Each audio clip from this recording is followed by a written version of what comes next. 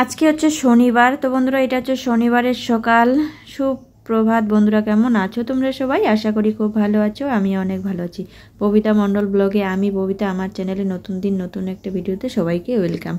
তো দেখো এখানে বেশ কিছুদিন আগে শলা কচু উঠানো ছিল বাড়ির ক্ষেত্রেই, মানে শলা কচু এখানে অনেক কয়টা শলা কচু নিয়েছি, কিন্তু শলা কচুর নিলে কি হবে কি বলো তো, একদমই ছোট ছোট সাইজের শলা কচুগুলো ছিল।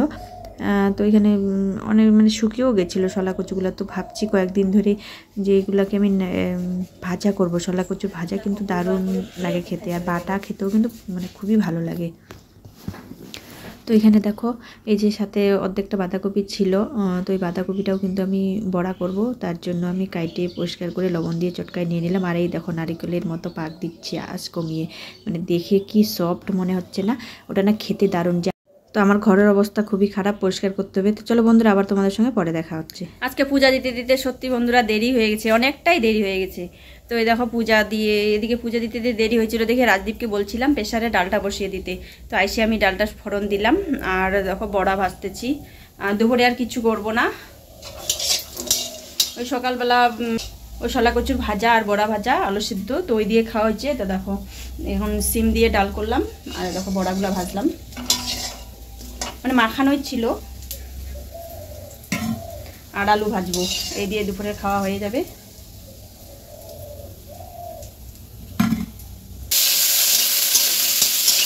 আর রাজদীপের শরীরটা বেশি ভালো না, তো শরীরে জ্বর আসছে, জ্বর কালকে রাত থেকেই, মানে সকালবেলা ঘুম থেকে উঠে কেমন মাথা ঘোরাচ্ছে, ওর বমি পাচ্ছে, মানে শরীরটা অতিরিক্ত দুর্বল হয়ে গেছে, আর গলা শুকে যাচ্ছে বলতেছে।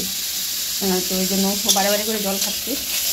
তো দেখি সন্ধ্যাবেলা বাবা যদি ডাক্তারের কাছে নিয়ে যায়, তো বললাম ঘুমিয়ে যা। আর রণদীপকে নিয়েই ঘুমাইছে, দুজনে ঘুমিয়ে গেছে ওরা, আমরা খাওয়া দাওয়া করবো এখন। ওর বাবা আর আমি এখন ওই 2টা আড়াইটার মতো বাজে, মানে আড়াইটা বাজেনি, 2টার একটু বেশি বাজে। তো এদিকে দেখো পূজা টুজা দিয়ে এসে খাওয়া দাওয়া করে আমি দুপুরে রান্না করে নিলাম, ওই বাকি বড়াগুলো ভেজে নিলাম আর সিম দিয়ে মটর ডাল, আর এখানে দেখো আলু ভাজা করে নিলাম। তো এই দিয়ে দুপুরবেলা খাওয়া হয়ে যাবে। আর রণদীপ এখনও ঘুমাচ্ছে, তো ভাবলাম যে পুজো দিয়েছি, বাসনগুলো ওঠা হয়নি। আর ওইখানে দেখো কিছু বাসন আছে, পূর্ণিমা পূজা করছিলাম, ঠাকুরের বাসন ধুয়ে রেখে দিয়েছি, তো আমি ঠাকুর করে উপর করে রেখে দেবো। তো চলো আবার তোমাদের সঙ্গে পরে দেখা হচ্ছে। ওই দেখো রাজদীপ ঘুম থেকে উঠে গেছে। তুই তার মানে ঘুমাস নাই, শুয়েছিলিস? ভাই ঘুমাইছে? হ্যাঁ, তো তুই ঘুমাস নাই কেন? খেলতে যাব। এই দেখো একদিনে রাজদীপের চেহারার কি হাল হয়েছে। জ্বর আছে না এখন? দেখি জান নাই, দুর্বল আছে শরীর, কপাল গরম তো। আমার তো গরম না। তো বাড়িতে জ্বরের ট্যাবলেট ছিল, প্যারাসিটামল ট্যাবলেট খাওয়াই দিছি। একদিনে চোখ মুখের কি অবস্থা হয়ে গেছে। আজকে খেলতে যাইতে লাগবে না, ঘুমাস নাই ভালো কথা, শুয়ে তো থাকা যায়। খেতে না গেলে জীবনে যাবে না, বাড়ি থেকে বাড়াবি না, আগে বললাম। না না যাবে, বেশি ভালো না লাগলে টিউশনও যাইতে লাগবে না। টিউশন তো যাবো।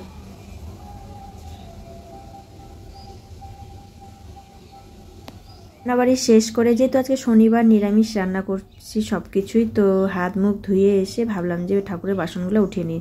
কী বলো তো, মনে থাকে না জানো, পরে সঙ্গে সঙ্গে যদি পুজো দেওয়ার পরে যদি বাসনগুলো না উঠাই তাহলে আর একদমই মনে থাকে না, সেই সন্ধ্যাবেলা জানো, মানে কি বলবো। আর ঠাকুরের সামনে এতক্ষণ বাসন পড়ে থাকবে তো কেমন একটা লাগে না। আর এদিকে দেখো এই মন্দিরে বাসনগুলো উঠিয়ে নিলাম। আর কি বলবো, এই বাসন একটু দেরি হলে, মানে এই যে কাঠ পিঁপড়াগুলো আছে না, কালো কালো এই যে পিঁপড়াগুলো, যেখানে কামড় দিয়ে ধরবে মানে রক্ত বার করেই ছাড়বে। যদি পিঁপড়াটাকে টান দাও পিছন থেকে, তাহলে কি ছিঁড়ে আসবে, মাথাটা কিন্তু তবু মানে গায়ের সঙ্গে লাগিয়ে থাকে এরকম। তো বাসন টাসনগুলো ধুয়ে এখানে কিছু মানে খাওয়া দাওয়া করলাম, দুপুরে খাওয়া দাওয়া করে যার যাবো। শুভ বিকাল বন্ধুরা সবাইকে। তো দেখো রাজুর বা গরু নিয়ে আসলো, সব গরু।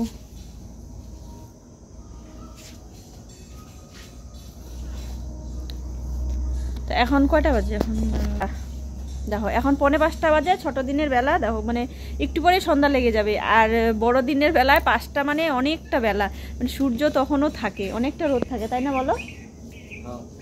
আর এখন দেখো 5টা মানে এখন সন্ধ্যা, এই মানে হাত মুখ ধুতে ধুতে সন্ধ্যা লেগেই যাবে।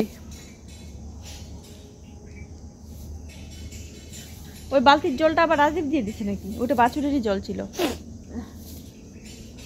তো গরুগুলাকেও ঠান্ডা লাগবে, এখন তো শীতকাল আসতেছে, তো গরুগুলাকেও ঠান্ডা লাগবে, ওদের জন্য এখন গায়ে দেওয়ার মতো চাদর বানাতে হবে, গায়ে মানে সোয়েটার, বস্তার সোয়েটার।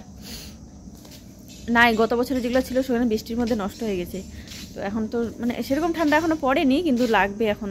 তো রাত্রেবেলা ঠান্ডা, ভালোই ঠান্ডা লাগে।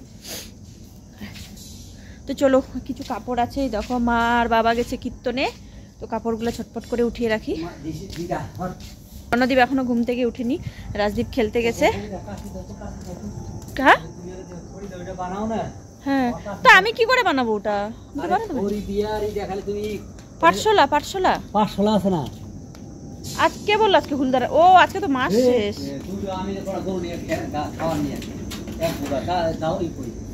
পাঠশালা কোথায় পাবো আমি? তো চলো বন্ধুরা, আমি কাপড়গুলো উঠিয়ে, তো রাজদীপের বাবা বলতেছে আমাকে হচ্ছে ভূত বানানোর জন্য পাঠশালা দিয়ে, কারণ আজকে হচ্ছে কার্তিক মাস শেষ। কি বলে কি বলে?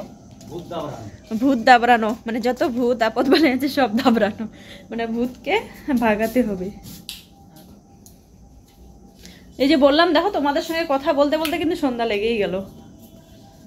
ওই ঘরে জানলাটা খোলা আছে, মশা ঢুকবে, সব মশা ঢুকে যায়। তো তোমরা সাথে থাকো, দেখতে থাকো। আমি আগে কাপড়গুলো উঠিয়ে নিই। দেখো তোমাদের সঙ্গে কথা বলতে বলতে দেখো কতটা অন্ধকার হয়ে গেল। তো ওই যে কাপড় উঠাতে ধুতে, হাত মুখ ধুতে ধুতে সন্ধ্যা লেগে যাবে। আবার এদিকে ওর বাবা বলতেছে ভূত বানানোর জন্য, মানে পাঠশালা দিয়ে।